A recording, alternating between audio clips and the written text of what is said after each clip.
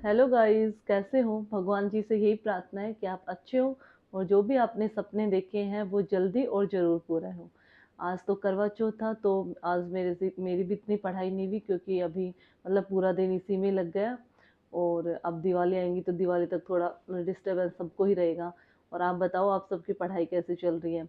और मेरे को एक किसी का मैसेज आ रहा था, एक दीदी पूछ रही थी कि वो है ना, दक्ष की बुक उसे नहीं मिल रही। तो अगर कोई मेरे वीडियो देख तो आपको अगर पता चले ना कि दक्ष की बुक कौन से स्टोर पे मिलेगी, तो उनको प्रैक्टिस सेट के लिए चाहिए, क्योंकि मैंने 3 महीने पहले ली थी। तो मेरे को तो जब मिल गई थी, अब वो कह रहे हैं कि नहीं मिल रही।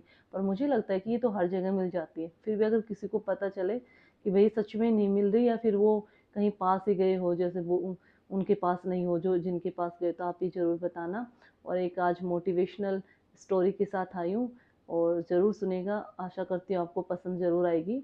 एक बार एक बाबा थे, तो उसके उनके पास सारे गांव वाले चले जाते हैं कि बाबा हमारे ना बहुत ही ज़्यादा प्रॉब्लम हो रही है, ना तो बारिश आ रही है और हमारी खेती भी खराब हो रही है, और हम बहुत सारी प्रॉब्लम से घिरे हुए हैं। तो बाबा ने उनको बोला कि बेटा आप मेहनत करो और इन पर चिंता मत करो, एक दिन सब सही हो जाएगा।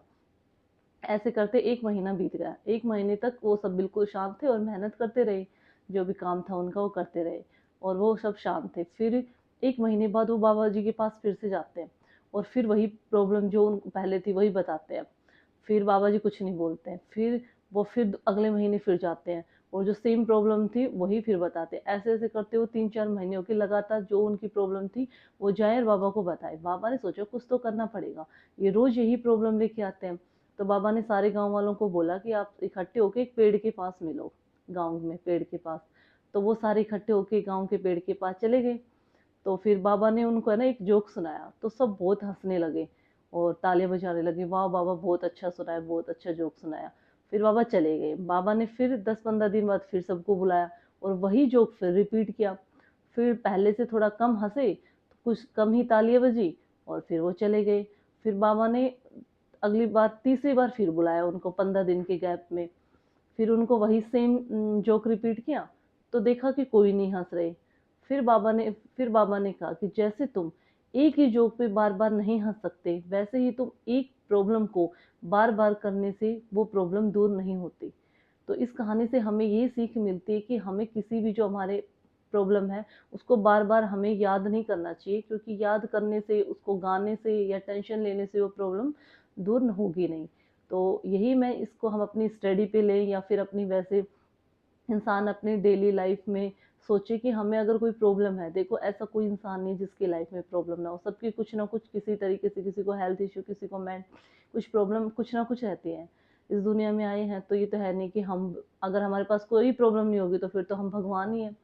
क्योंकि इंसानों के पास तो ज़रूर कोई ना कोई प्रॉब्लम है, तो हमें उसकी कोई टेंशन नहीं लेनी चाहिए। और उस चीज़ के लिए अगर हम पढ़ रहे हैं तो हमें, भाई हाँ, हमें ये चीज़ अचीव करनी है, हमें अपना जो गोल सेट कर रखा है वहाँ उस मुकाम पे पहुँचना है, तो हमें मेहनत करने जानी है। और देखो, टेंशन ये भी नहीं है कि मैं ये कह दूँ कि भाई टेंशन ही नहीं होती, ऐसा कुछ नहीं होती है, सबको ही होती है। लेकिन उसको हम अपने, अगर हम मेडिटेशन करें, और वो अगर हम योगा करें, प्राणायाम करें, तो जो प्रॉब्लम है ना हमारे पास उसको हम कम कर सकते हैं। ऐसा तो नहीं किसी की लाइफ में प्रॉब्लम आई ना, इस चीज़ को हम कम नहीं कर सकते। लेकिन हम इस चीज़ को कम कर सकते हैं कि हम मेडिटेशन करके वो जो हमारे कोई प्रॉब्लम है, किसी की जॉब नहीं लग रही, किसी के घर में कोई है, तो हम उसको अगर मेडिटेशन करेंगे तो उधर ध्यान नहीं जाएगा, हम उसको कम कर सकते हैं। तो मैं अपनी हर एक वीडियो में बोलती हूँ कि आप पढ़ने वाले हो कुछ भी हो, आप 10 मिनट मेडिटेशन जरूर किया करो। जब आप मेडिटेशन करते हो, ध्यान में कोई भी मतलब चीज़ें होती है उनको आप बार बार रिपीट ध्यान करते हो, और अंदर अंदर भगवान को याद करके चीज़ों को रिपीट करते हो, तो आपका माइंड है ना बिल्कुल फ्रेश रहता है। अगर कोई प्रॉब्लम भी आ जाती है ना, तो ऐसे आप चुटकियों में उनसे निकल जाओगे। आपको ये नहीं है कि भाई हाँ मैं मर गया, ये वाली चीज़ें नहीं होती। और ये सच है, मैंने अपने खुद के ऊपर भी देख रखा है। अगर हम कोई भी प्रॉब्लम आती है, फिर हम मेडिटेशन करते हैं, तो वो प्रॉब्लम 50% तो हम तभी जब मेडिटेशन करते हैं तभी वो हमें कम हो जाते हैं। और 50% अगर हम रेगुलर ही हैं अगर मेडिटेशन करने के, तो वो धीरे धीरे हमारी सारी प्रॉब्लम दूर हो जाती हैं। तो यही है कि अपनी स्टडी पे भी, अब पे कि सब, अब पढ़ाई नहीं हो रही होगी, भाई फेस्टिवल चल रहे हैं, तो अगर आपकी पढ़ाई कम भी हो रही है तो आप उसको मतलब टेंशन मत लो। थोड़ा ये सोचो कि भाई इन दिन कम हो रही है, तो फिर आगे जब हम अगले दिन नेक्स्ट दिन और अच्छे से पढ़ेंगे, आज के कुछ घंटे कम हुए तो नेक्स्ट दिन हम उस पर ऐड कर लेंगे। तो ये सब चीज़ें देखो लाइफ में, अगर हमें खुश रहना है और ये सब चीज़ें करनी है तो हमें अपना कुछ पॉजिटिव चीज़ें तो अपनी लाइफ में ज़रूर ऐड करनी चाहिए। हम क्या करते हैं कि बस पढ़ते जाते हैं और ना और बस टेंशन लेके पढ़ते रहते हैं, तो ना तो वो पढ़ाई होती है और ना ही हमें हमें वो जिस जिस चीज़ को हम पाना चाहते हैं वो मतलब रिजल्ट हमारा ना तो रिजल्ट पॉजिटिव आता है।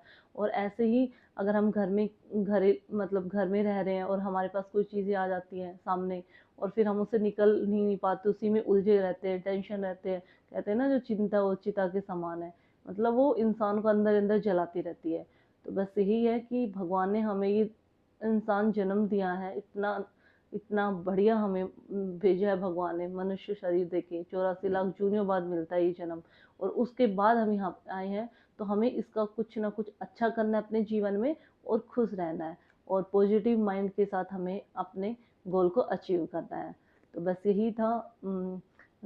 आशा करती हूँ कि आपको पसंद आई होगी, क्योंकि कुछ चीज़ें हमें ये कि हम मैं भी ये नहीं है कि मैं मोटिवेशनल कहानियाँ नहीं देखती, मैं भी बहुत देखती हूँ मोटिवेशनल कहानियाँ। और हमें अच्छा लगता है कि हाँ कुछ पॉजिटिव चीज़ें हमारे मतलब हम सुन रहे हैं, देख रहे हैं, तो हमारी लाइफ भी फिर पॉजिटिव ही चलती रहती है। और मेरे को बताना आप लोगों की स्टडी कैसी चल रही है, और जिन्होंने भी करवा चौथ बहनों ने किया है तो उनका कैसा रहा, सब चीज़ें कमेंट में बताना। और आज बस आपको बताने के लिए मैंने सोचा, थोड़ा फ्री थी कि आपसे बात कर लेते हैं और पूछते हैं, कहानी भी सुना देंगे और पूछेंगे कैसे पढ़ाई चल रही है, सब चीज़ें। बस अब तो 3 मंथ ही बचे हैं हमारे रीट के, अगर आप मतलब वो विज्ञप्ति वो उस टाइम से दे देते हैं, अगर अक्टूबर में नहीं आई तो फिर तो ये जनवरी में एग्ज़ाम होने के कोई चांस है ही नहीं।